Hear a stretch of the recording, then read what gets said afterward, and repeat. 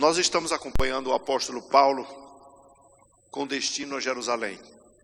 Já foi dito a ele, já foi profetizado, já foi alertado, já foi colocado algumas circunstâncias que está sendo armada para ele, que Jerusalém é um lugar perigoso para ele colocar os pés. E geralmente isso ocorre em qualquer ministério e principalmente em circunstância de você estar fazendo a vontade de Deus, porque a vontade de Deus incomoda os adversários do reino de Deus. Mas Paulo está disposto a ir, mesmo com os discípulos. Ele passou aí, já pegou um navio, já saiu de viagem aí, passando por Chipre, e quando encontrou os discípulos, permaneceu com eles ali durante uma semana, e os discípulos pediram: por favor, não faz isso, você vai morrer, você vai ser preso, é muito perigoso, está tudo armado contra vocês. Passados aqueles dias, tendo se retirado, prosseguimos viagem, acompanhados por cada um deles com suas esposas, filhos. Nós nos despedimos dele, de uns dos outros, e embarcamos e eles voltaram para casa. Mesmo com o apelo, Paulo não cedeu ao apelo. Ele está certo de que precisa ir. Eu não sei como é que você pode interpretar uma situação como essa. Ele sabe que tem uma adversidade para enfrentar, mas ao mesmo tempo ele sabe que tem que ir. E geralmente quando tem uma adversidade, quando tem um risco de vida, que nós somos alertados, alguém diz assim: olha, cuidado, lá não é legal. Então a primeira providência é: nós não iremos, eu vou por outro caminho. Mas Paulo então sabe que tem perigo, sabe que está sujeito a morrer, mas ele diz assim: mas eu tenho que ir. Por quê? Com certeza Deus tem alguma coisa para isso, alguma razão para isso acontecer.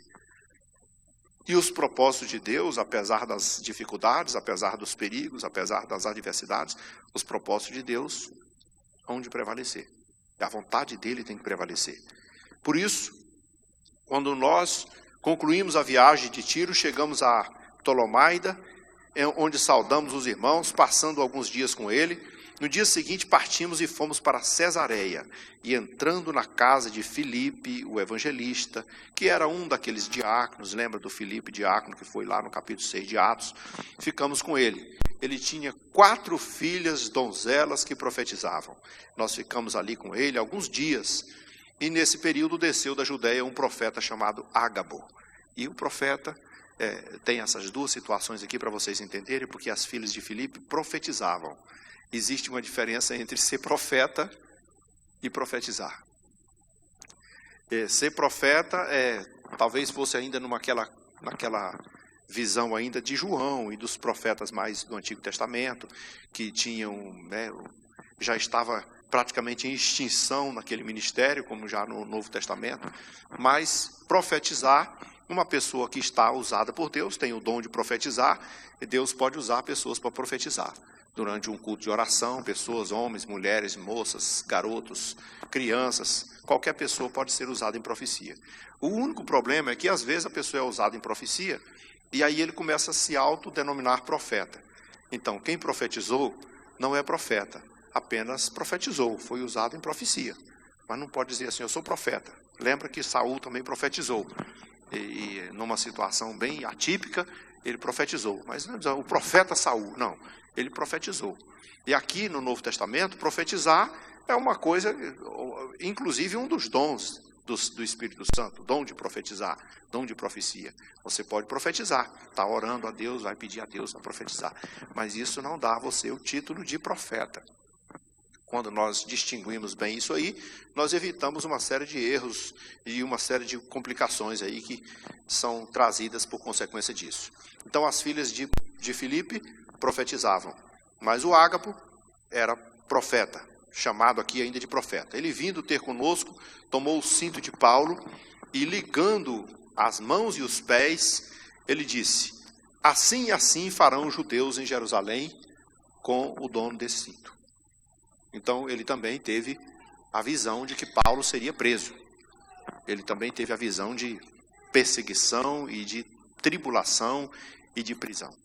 E é claro, quando você acredita na profecia, quando você acredita no profeta, e você sabe que Deus está conduzindo, então Paulo tem mais uma razão E mais uma das coisas incentiva, dizendo, olha, não dá certo, isso não vai ser legal. Com certeza você vai ser preso, você vai ser, né, acorrentado e você vai cair na mão, pode até morrer. E aí então os discípulos disseram assim, quando nós ouvimos isso, tanto nós como aqueles que estavam naquele lugar, rogamos a Paulo, não suba a Jerusalém, por favor, tenha pena de ti mesmo, né? Fizeram isso com Jesus, Senhor, não faz isso não, tenha pena de ti mesmo. Jesus mesmo sabendo que ia morrer na cruz, ele foi até o fim. Não é assim a nossa missão? A nossa missão não tem que fazer a gente recuar porque está difícil. Então vejam só. Então ele respondeu, o que vocês estão fazendo? Chorando e quebrantando meu coração? Estão me machucando, estão me seduzindo a não fazer a vontade de Deus?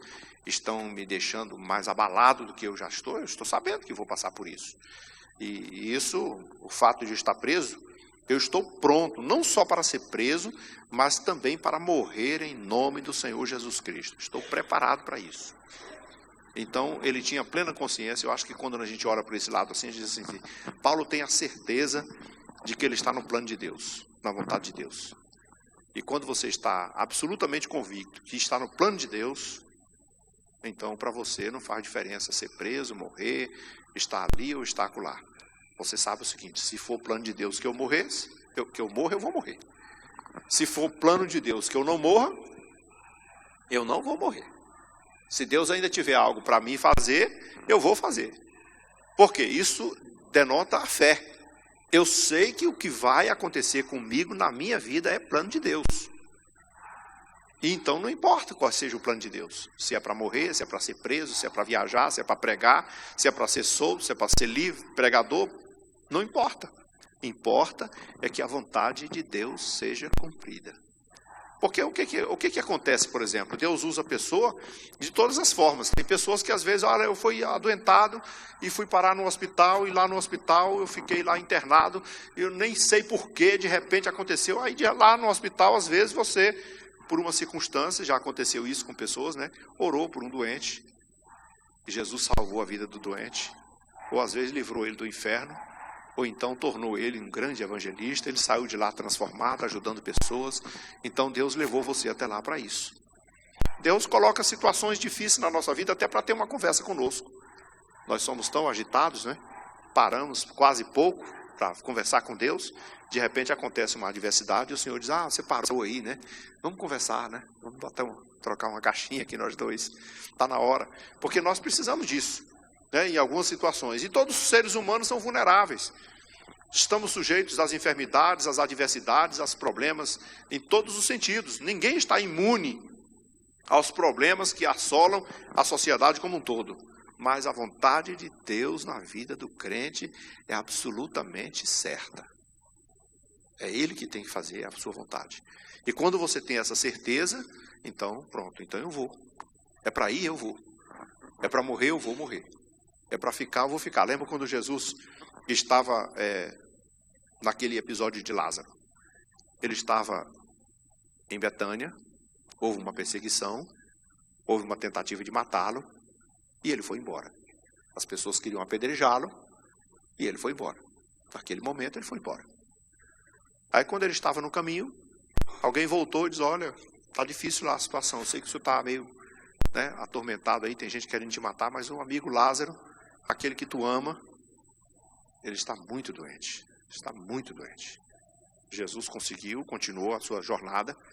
2 dias depois ele falou, olha, a gente tem que voltar. Por quê? Nosso amigo Lázaro está doente. O que foi que os discípulos disseram? Senhor, o senhor deve estar, né? O senhor está pensando o quê? O senhor não lembra que nós saímos de lá agorinha corrido? Que as pessoas queriam matar você, queriam apedrejar a gente lá, aquela confusão todinha, e aí a gente vai voltar para lá. Nós não já saímos de lá por causa de uma confusão, como é que a gente volta para lá? E Jesus falou assim, nós vamos voltar. Nosso amigo Lázaro está dormindo, nós temos que voltar lá. Senhor, se ele está dormindo, deixa ele dormir, ele está bem, está tranquilo. Não, deixa eu explicar direito para vocês. Lázaro está morto. Bom, então nós vamos. Vamos voltar, nem que seja para morrer com ele. Então, a missão não tem nada que possa dizer, eu estou com isso, eu estou com aquilo, eu não posso ir mais. Não, Jesus foi e Paulo também foi. Então ele repreendeu os judeus. Olha, vocês não podem fazer isso. Como vocês podem tentar persuadir? Eu falei, eu estou pronto. Como não conseguimos persuadi-lo, então nós dissemos para ele, olha, então seja feita a vontade de Deus. Porque é só ele que sabe o que tem que fazer. Então, subimos para Jerusalém e alguns discípulos também vieram de Cesareia conosco, trazendo consigo Mnasson, natural de Chipre, velho discípulo com quem nos deveríamos hospedar. Todos temos chegado a Jerusalém, os irmãos nos receberam com alegria, o primeiro momento foi muito bem, tranquilo, glória a Deus, os irmãos chegaram, está todo mundo vivo, está todo mundo em paz, glória a Deus, pega daqui, pega dali, mas os irmãos estão dizendo assim, maravilha o que o Senhor tem feito aí pelo ministério de Paulo, maravilha a salvação de judeus e gregos por todos os lados, toda a fama tem corrido por todo canto, mas a fama ruim também. Estão dizendo aí que você subverteu as pessoas, que você está ensinando a se apostatarem contra a lei, contra Moisés, e isso vai ser um problema. Quando eles souberem que você está aqui, vão querer te matar. É muito perigoso esse lugar. Olha, nós pensamos aqui, fizemos uma estratégia aqui para você. Tem 4 irmãos aí que vão fazer a mesma coisa que você vão rapar a cabeça, faz de conta que vocês estão com voto aí, e faça o voto, se purifique, e vá por aí, para que pelo menos eles vão, se não vai servir para salvar a vida, vai servir para ganhar tempo. Para a gente poder trabalhar. E Paulo aceitou isso, então tomou essa providência, mas ficou por ali 1 dia, 2 dias, 3 dias, 4 dias, quando foi no final da semana, 7 dias depois, vinha um judeu de Cesareia. Ei, eu conheço esse cara. E o sujeito fez logo um alvoroço, socorro, gente, socorro, chegam depressa aqui. Esse sujeito que está aí é exatamente o judeu, é o sujeito que está subvertendo as pessoas. É o sujeito que está provocando uma desordem tremenda, ensinando a blasfemarem contra a lei, contra Moisés, é quem está realmente impedindo toda a paz e tirando a paz de todo mundo. E então eles correram para cima de Paulo e o prenderam. Por toda parte ensina todos a serem contra o povo, contra Moisés, contra a lei, e ainda nos introduziu grego no templo, né? Porque Paulo estava na companhia de um Éfeso, o Trófimo, e na sua companhia, então eles julgaram. Ele está levando ele, inclusive, entrando no templo. E a cidade se agitou completamente e ficou todo mundo alvoroçado, havendo concorrência do povo. Agarrando Paulo, arrastaram para fora do templo e imediatamente foram fechadas as portas. Agora nós vamos matá-lo. Paulo sabia que ia passar por isso, mas não temeu. Estava disposto a enfrentar isso. Tem algumas coisas, né, independente de ser guerras físicas, violentas, como essa de Paulo. Aqui o texto diz que ele foi espancado. As pessoas gritavam, dizendo, mata, mata, mata, toda sorte de perversidade. As pessoas estavam odiando. O fanatismo é uma coisa tremenda. Esses homens aqui se portam como fanáticos. O fanático vê, ele acha que está fazendo a coisa mais certa do mundo. Paulo fez isso também. Quando permitiu, ou ajudou, ou prendeu, ajudou a prender, arrebatou, pegou autorização para trazer os crentes para cá, vamos prender, vamos amarrar, vamos proibir de pregar do evangelho, tem que morrer, quem falar nesse nome tem que morrer. Ele também foi isso. Fanatismo, quando as pessoas têm uma dessa... Porque tem algumas coisas, hoje existe, por exemplo, no nosso contexto, um fanatismo político, né? Ou o fanatismo do futebol. O sujeito tem uma coisa, uma paixão tão cega, tão obcecada por um determinado time, que se o time perder, ele chora, ele morre, ele quer pular da torre, né? Tem pessoas que quando a seleção brasileira perde, acabou o mundo, meu Deus do céu, para que isso? Tem pessoas que quando o candidato dele perde, vou morrer agora, na hora mesmo.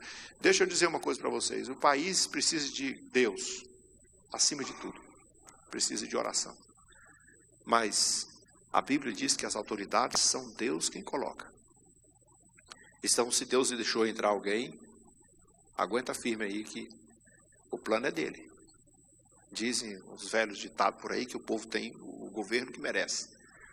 Se o povo merece couro, então vai ter isso aí. É por isso que o povo tem que orar. A Bíblia ensina a orar. Se o meu povo, que se chama pelo meu nome, se humilhar, orar e me buscar, se converter dos seus maus caminhos, eu dou o remédio, eu saro. Mas o alvoroço não. Não adianta fazer o alvoroço. Adianta clamar. Eu sempre costumo ver na esplanada, lá onde eu trabalho, muitos movimentos, muito fanatismo, muita briga, muita violência, muita gente pulando, gritando, soltando música lá. E poucas vezes acontece uma manifestação ordeira. Uma vez eu vi uma ordem, eu estava na esplanada nesse dia, na época do governo Collor ainda, quando aquele comboio de gente passou assim, uma multidão de gente, e eles então clamavam a Deus e oravam a Deus e diziam: agora nós vamos, agora é no nome de Jesus, agora é Jesus que vai dar a vitória. E Jesus deu a vitória. Na hora que o povo clamou, o governo caiu e tudo se tornou de novo no rumo, pegou o trilho de novo e andou por aí. Foi todas as dificuldades, mas não precisa também dizer assim, agora está tudo resolvido, não, porque a Bíblia diz que o homem mau vai de mal a pior, enganando e sendo enganado. A gente tem só que orar e pedir a graça de Deus. Mas quando o povo clama, quando o povo ora, a solução é melhor. E a adversidade tem com todos por causa disso, por causa do fanatismo dessas pessoas. Eles queriam matá-lo de todo jeito. Mas quando chegou ao conhecimento do comandante da força, que toda Jerusalém estava amotinada, então, levando logo soldados e centuriões, correu para o meio do povo, e ao verem o comandante chegar, então parou a briga, pararam de espancar. O texto diz assim, Paulo estava sendo espancado. Pararam de espancá-lo porque viram o comandante. O comandante então deu a ordem, aproximando-se, o comandante apoderou-se de Paulo e ordenou que fosse acorrentado com 2 cadeias, perguntando quem era e o que havia feito. Ele nem sabia. Não sabia o que estava acontecendo por aí. Peraí, qual é o problema? Quem é esse homem? O que é que ele fez? Amarre ele, acorrente ele aí. Traga para cá. Segura, mantenha ele em ordem aí, porque eu quero saber o que foi que ele fez. Pelo menos uma ordem tinha, a partir da chegada dele. E Deus usa ímpios, usa crentes, usa autoridades, usa todo mundo a favor do seu povo. Mas o seu propósito sempre acontece, sempre se cumpre. Se é para acontecer prova, vai acontecer. Mas a provisão divina é infalível. E se nós, como servos de Deus, olha, nós passamos pelas adversidades também, passamos pela dor, pela enfermidade, pelo sofrimento, passamos pela escassez, pela crise econômica, pela dificuldade, desemprego, crise financeira. Todo cristão está sujeito a isso. Não adianta, porque eu estou aqui debaixo de maldição, porque eu estou passando isso. Todo crente passa por prova. E a prova é como uma guerra como essa aqui. O que o crente tem que saber? Estou na vontade de Deus. O que Paulo sabia? Se fosse uma pessoa despreparada, dizia assim, tem alguma coisa errada. Sou servo de Deus e estou preso aqui levando pancada. Não é? Não dá para pensar isso? Mas Paulo sabia que era plano de Deus ele ser espancado. E mesmo assim, estava sujeito à vontade de Deus, fazer o plano de Deus se cumprir na vida dele. Às vezes o plano de Deus para nós não é tão tranquilo, tão macio, tão confortável fisicamente, mas é sempre a segurança do melhor caminho. Deixa Deus fazer a sua vontade, deixa Deus cumprir o seu propósito. Então, aproximando-se o comandante, tomou a mão, e na multidão uns gritavam de um modo, outros gritavam de outro, e ninguém podia entender o que eles queriam, por causa do tumulto. Então, ordenou que Paulo fosse recolhido à fortaleza, porque não tinha jeito. Agora, o tumulto era tão grande que as pessoas não sabiam nem o que pedir. Não sabiam dizer o que foi. Não dava para ouvir a multidão. Já viu a multidão alvoroçada? Aquele povo gritando, ninguém sabe o que eles querem. É um alvoroço só. Então, Ao chegar à escada, foi preciso que os soldados carregassem Paulo por causa da violência da multidão, pois a massa do povo o seguia gritando: mata-o!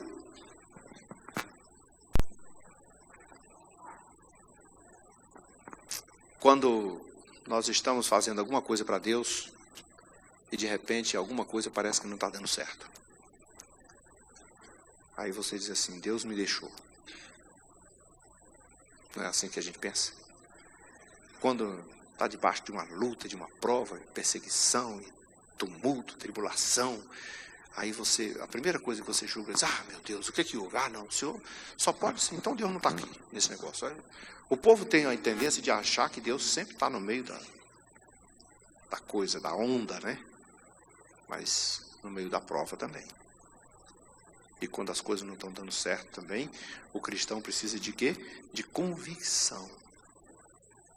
Certeza de que está no plano de Deus. Que os planos de Deus são os melhores para a nossa vida. Paulo vai poder falar alguma coisa, mas mesmo com todos os recursos, né? Enquanto Paulo ia sendo recolhido à fortaleza, ele disse ao comandante: eu posso falar alguma coisa? É me permitido falar alguma coisa? E o comandante respondeu: você fala grego? Porque Paulo falou em grego com ele. Mas eu pensei que você fosse egípcio. Você não é aquele egípcio que subverteu e conduziu ao deserto 4.000 sicários? Aí Paulo diz: eu sou judeu. Mais uma confusão. Tu é judeu e fala grego? Sem contar um detalhe, né? Um detalhe muito curioso. Porque o grego tinha... aquele contexto tinha praticamente 2 gregos. O grego clássico e o grego comum, que era o chamado grego koiné. O koiné era um grego da população, da plebe, que todo mundo que arranhava por aí. Eu não sei se eu poderia dar uma comparação, não sei se essa comparação caberia, mas o espanhol, por exemplo, é uma língua mais polida, e perto dele tem o castelhano, que fala quase espanhol, ou seja, até seu espanhol, acho que dá para parecer, porque eu estava no Peru uma vez, e eu tinha comigo um peruano,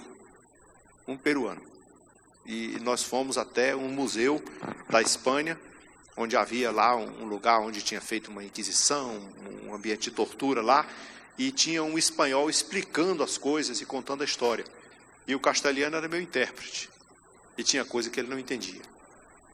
Aí eu dizia: e aí? Ele falou: não entendi isso aí. Por quê? É porque ele é espanhol, ele fala... Então o castelhano é como se fosse um koiné, um grego plebe. Agora Paulo era judeu, mas de repente fala um grego clássico, espantoso. Meu Deus, quem é você? Você é judeu? É egípcio? É o quê? Aí ele diz: não, eu sou judeu. E ele começa a se identificar. Sou judeu natural de Tarso, cidade não insignificante da Cilícia. Sou da Cilícia, então sou de uma cidade até forte. Tinha uma tendência aí, um pouco privilegiado. Rogo que me permitas falar ao povo. E foi permitido que ele falasse. Então, ele se colocou de pé, fez com a mão um sinal ao povo, e o povo, curioso, né? Não porque queria dar uma colher de chá para ele, mas pela curiosidade, fez o silêncio. Deixa ele falar. Deixa eu ver o que ele vai dizer, o que ele vai falar. E aí então, quando ele fez silêncio, Paulo falou em hebraico.